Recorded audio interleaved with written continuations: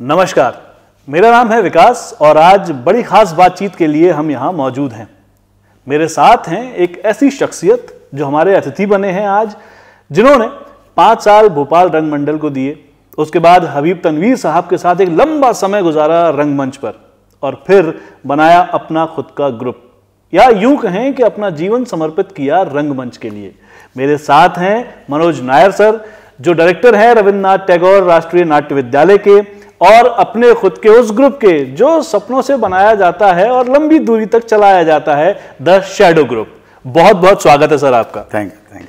रंगमंच की बात है और रंगमंच की बात करें और इतना लंबा सफर किसी का रहा हो तो जाहिर है शुरुआत वहीं से होनी चाहिए।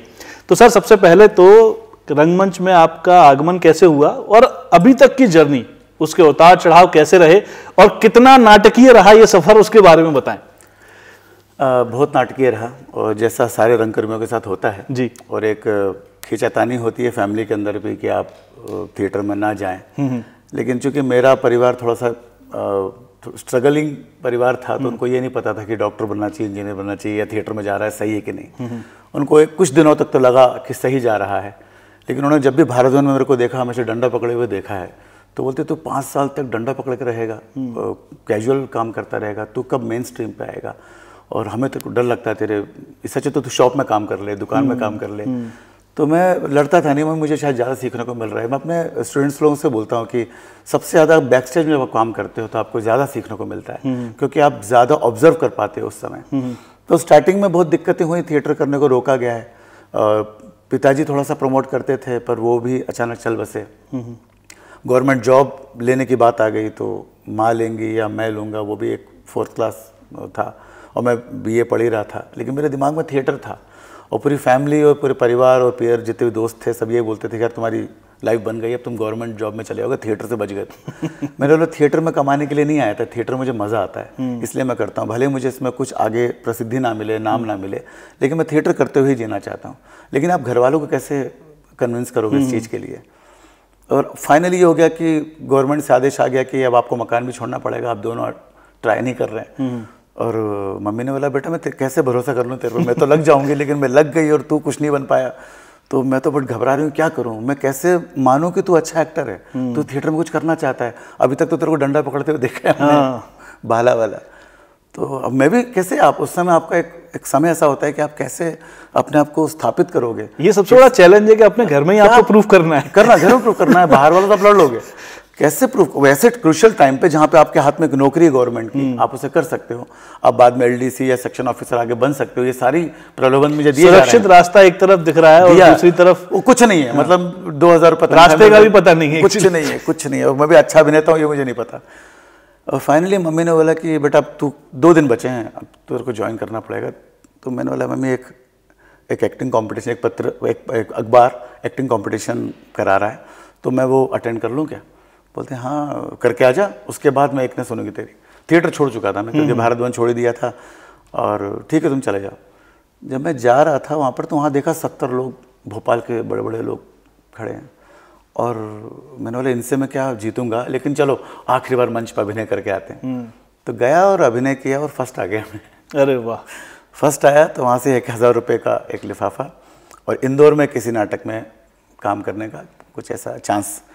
तो मैं साइकिल लेके, या हीरोपुक थी याद नहीं आ रहा मुझे, हीरोपुक थी, मैं मम्मी के पास आया। तो मम्मी ने सोचा भी नहीं कि क्या बोलूँ, तो फर्स्ट आया होगा, तूने कर लिया ना? हाँ हो गया। वो भिंडी विंडी काट रही थी बैठ के। फिर बाद में उनको याद आया कि क्यों, क्या हुआ मनोज तुम्हारा उसमें? मैंने फर्स्ट आया।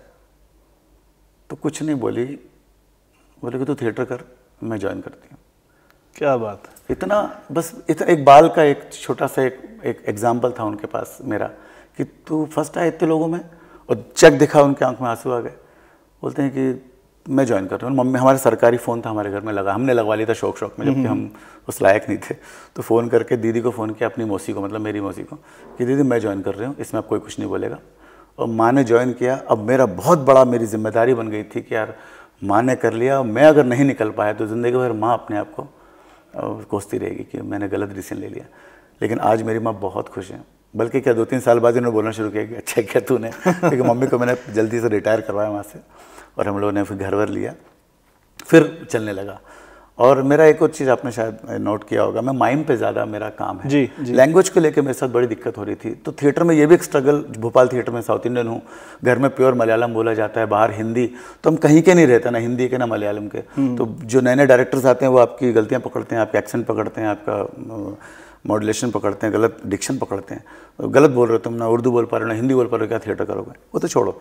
एक ऐसा एक एक्टर ने मुझ पर किसी कारण से, बहुत बड़ा कारण है, फिर कभी अपन, तो उसने मुझे बोला कि तुम्हें थिएटर करना नहीं चाहिए, तुमको तो लैंग्वेज ही नहीं आती, तुम्हारा लैंग्वेज अच्छा नहीं है, डिक्शन अच्छा नहीं है, तुम अपने माँ बाप को पैसे बर्बाद कर रहे हो, 5-6 साल थिएटर कर रहे हो। तो मैं वो तकलीफ़ में रहा उस समय कि अरे भाषा का क्या करूँ मैं। उस समय मैंने हबीब साहब से ऐसे ही बोल दिया कि हबीब साहब मैं क्या करूँ, थिएटर न करूँ कि नहीं करूँ। तो उन्होंने बहुत अच्छी बात बोली कि मनोज, दुनिया में हर इंसान को थिएटर करने का हक है, गूंगे को भी है। तो जो गूंगा थिएटर करेगा तो वो क्या करेगा, संवाद तो बोलेगा नहीं। तो एक्सप्रेशन होता है मेन मनोज। अगर तुम अपनी बात को एक्सप्रेस कर पा रहे हो, वो अपनी टूटी फूटी भाषा से या भाव से, तो वो सफल है। और तुम माइम करते हो यार, उन्होंने मेरे को ऐसा बोला कि तुम तो, तुम्हारा माइम देखा है, मैं तुम्हें माइम देख के तुमको पहचानता हूँ, मैं तुम्हारा माइम से मैं तुम्हें जानता हूँ। तो मेरे अंदर भर गए वो चीज़। उस दिन के बाद से अभी तक एक माइम को लेके, एक्सप्रेशन को लेके, बॉडी लैंग्वेज को लेके एक पूरा हम लोगों ने एक लिटरेचर बनाया, एक परिभाषा बनाई है, एक फॉर्मेट बनाया है, ताकि मैं 15-15 दिन, एक महीना आराम से बच्चों की क्लास ले पाऊँ। तो एक माइम को लेके काफ़ी हम लोगों ने भोपाल में काफ़ी काम किया है। मध्य प्रदेश का पहला माइम ग्रुप भी हमारा ही था। अरे वाह। हाँ, हालांकि भोपाल में बहुत लोग माइम करते थे उस समय, गोपाल भाई करते थे, राजकुमार, इन्हीं लोगों को देख के लगभग मैंने सीखा है। लेकिन एक प्रॉपर तरीके का ग्रुप जो बनाया वो हम लोगों ने। तो माइम पे भी काफ़ी काम किया। और अब हर जगह और भी चीज़ें हैं, बीच में वो पूछोगे तो बीच में आ जाएगा। अब हर जगह पढ़ा रहा हूँ, बहुत सारी फैकल्टी में, कोट्टयम फिल्म इंस्टीट्यूट है, वहाँ पढ़ा रहा हूँ मैं, निफ्ट में पढ़ाता हूँ मैं, NSD का जो ब्रांच है भोपाल में उसमें पढ़ाता हूँ मैं, यहाँ पढ़ा ही रहा हूँ मैं। तो इस पूरे जर्नी में जो आपने बताया कि जब आप घर पहुंचे और माँ को आपने चेक दिया, तो मेरे सामने वो दृश्य आ गया। हाँ, बिल्कुल। मेरा तो क्या कभी आपने किसी नाटक में कहीं इस तरह का कुछ नहीं यूज करने की कोशिश की? नहीं, मैंने कभी किया नहीं। अभी वो इतना मर्म है उसके अंदर कि वो मैं दिखाई नहीं सकता। वो मैं जितना मैं फील कर सकता हूँ उसका शायद 20% ही मैं दिखा पाऊंगा ऑडियंस को। आप अभिनय में जो भी मंच पे दिखाते हैं वो एक लेखक का 20% ही होता है हमेशा। उसने भले ही 80% या 100% लिखा हो, लेकिन वो मंच पर जाता है 20% ही, कितना भी हो। वो इमोशन, वो जो उसने फील किया है या उस समय जो लिखते वक्त उसने फील किया है, वो मंच तक पहुंचता बहुत ही कम है। उसमें भी ऑडियंस उसको 100% समझ के ताली बजाती है। तो सोचिए अगर पूरा इमोशन जाता है तो क्या होता है। तो ऐसे कभी कभी मैजिक भी होता है कि पूरा इमोशन जाता है कुछ नाटकों में, बड़े नाटकों में। तो मैंने कभी इस्तेमाल नहीं किया, अभी तक तो नहीं किया। आपने बोला है। हाँ, मतलब क्योंकि जब आप बता रहे थे तो मैं उस सुनते सुनते जो दृश्य मेरे सामने आया, तो मुझे लगा कि ये ऐसी चीज है जो दिल को छू रही है। तो इसे मेरे जीवन में ऐसा चेंजेस आते हैं। जैसे कि मैंने दिल्ली साइकिल यात्रा की है, भोपाल से दिल्ली साइकिल यात्रा, दिल्ली से वापस आया हूँ मैं, और मैंने वो बेरागढ़ का रास्ता ही पकड़ा था जी। हाँ, शिवपुरी वाला। मेरे पापा अचार का बिजनेस करते थे, तो EME सेंटर में मैं अचार देने भी जाता था। तो EME सेंटर में अचार जब देने जाते हैं तो EME सेंटर के बाजू में हवाई पट्टी है। हवाई पट्टी में मैं जानबूझ के अचार लेट करता था देने में कि मैं वो हवाई जहाज देख पाऊँ जो वहाँ से उड़ता है। तो वो तो देखता ही था। और 15 साल बाद ऐसा हुआ कि मैं हवाई जहाज के अंदर बैठा हुआ था और मैं वो सड़क पे देख रहा था, मैं वहाँ फिर भी दिख रहा था साइकिल चलाता हुआ, वो अचार देने जा रहा है एक लड़का। तो वो हम कभी भी अपने लिंक को, अपने पुराने अतीत को हमेशा अपने साथ लेके चलते हैं, तभी शायद अच्छा काम बनता है। और सफलता तो मैं किसी चीज़ को भी नहीं मानता। आज हमारा इंटरव्यू अगर अच्छा हो गया तो ये सफल है। तो प्रेजेंट हमारा हमेशा सफल होना चाहिए। पर एक चीज़ ज़रूर कहूँगा कि सपनों की उड़ान आपके, चाहे आप जब साइकिल चला के अचार देने जा रहे थे तब भी थी, जब थिएटर करने जा रहे थे तब भी थी, और स्ट्रगल तब भी है और आज भी स्ट्रगल है। स्ट्रगल तो खत्म होना भी नहीं चाहिए कभी किसी का।